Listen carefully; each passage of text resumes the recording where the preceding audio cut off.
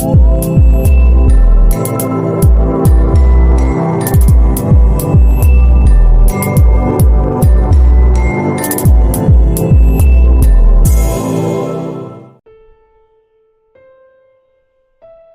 desert whispers, holding on to stories for hundreds of years.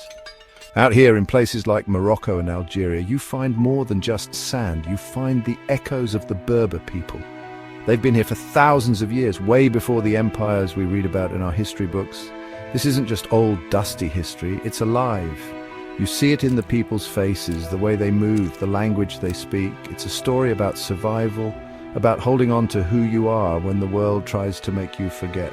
The Berbers are like guardians of this land. They know all its secrets. They've learned how to live well where others can barely stay alive. Their story is one of strength, of culture woven into North Africa. It's a story that we need to hear. The Sahara Desert, the Atlas Mountains, these places are tough. But for the Berbers, they are home. They are a part of this land. They call themselves Amazigh, which means free people. That's a powerful name. They were here before anyone drew lines on a map to make countries, before empires came and went. Their roots go way back, deep into the ancient history of North Africa. They are a mix of different cultures and influences, like a beautiful tapestry woven over many centuries. They were here when the Romans came, when the Arabs arrived. They've seen everything, and through it all they've held on to who they are. The Sahara Desert is not an easy place to live. It's super hot with endless sand dunes and then freezing cold nights. But the Berbers haven't just survived here, they've done really well. They're experts at adapting, living in peace with this challenging environment. Think about the Tuareg, the blue men of the Sahara. They travel across the huge desert with their camel caravans. Their lives depend on their camels. High in the Atlas Mountains, you'll find Berber villages built right into the mountain slopes. They make their homes from the earth itself, using mud bricks that match the landscape. They farm on terraces they've carved into the mountains, growing food where it seems impossible. It shows how clever they are and how deeply connected they are to the land. Culture isn't just something you see in a museum.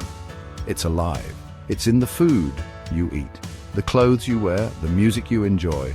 And for the Berbers, culture is everything. Look at their clothes. The women wear brightly colored dresses and beautiful silver jewelry.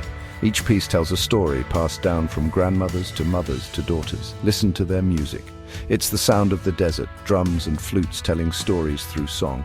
Their dances are full of energy, a celebration of where they come from, and the food, tagine cooked slowly over hot coals, the smell of spices filling the air. Every bite is a taste of their history.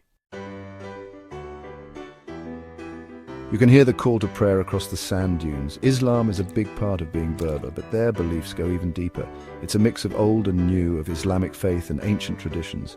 They visit special tombs, asking for blessings and guidance. They believe in the power of nature, in the spirits of the mountains and the desert. Their rituals celebrate life, the changing seasons, and the land that takes care of them. They respect their ancestors, honoring the past while looking forward to the future.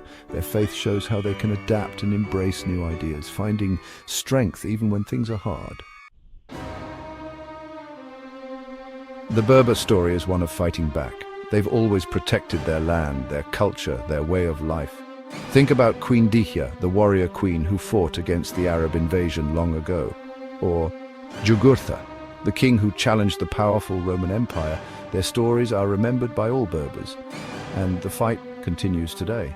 In Algeria, they're working hard so their language, Tamazight, will be officially recognized.